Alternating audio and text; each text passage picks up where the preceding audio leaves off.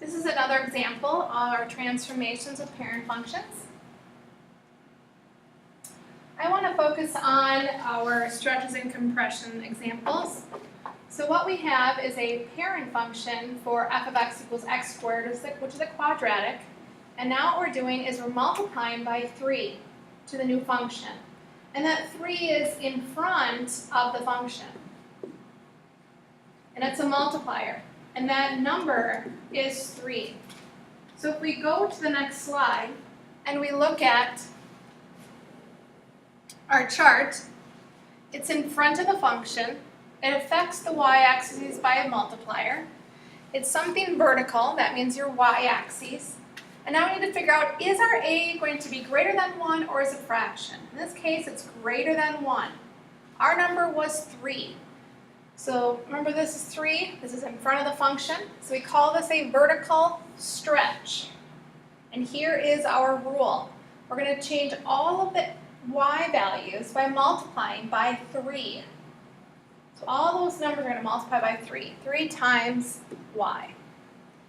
So our rule, so there's our original parent function, and we're going to multiply by 3. So down here on our chart, it's going to change to 3y. Verbally, we say it's a vertical stretch by 3. So now let's scroll down. Our g of x function is 3x squared. Our f of x, which is our parent, is our quadratic function. And let's go ahead and find our order pair. So if you remember before, our parent function evaluating, negative 2 squared is 4. Negative 1 squared is 1. 0 squared is 0. 1 squared is 1. 2 squared is 4. So now we have our order pairs for our parent.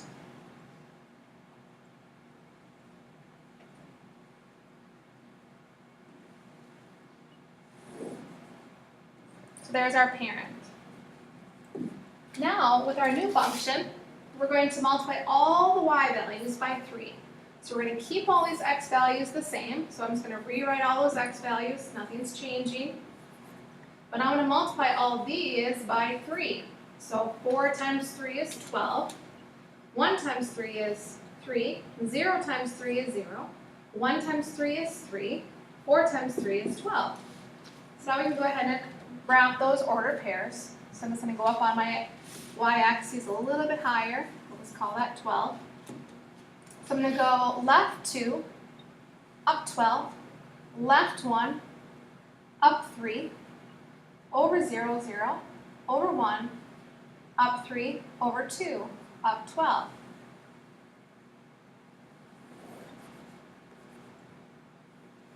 Noticing that our vertical axis is stretching by a multiplier of 3.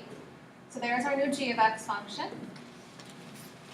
Our domain and range for our g of x function, these are for our g of x.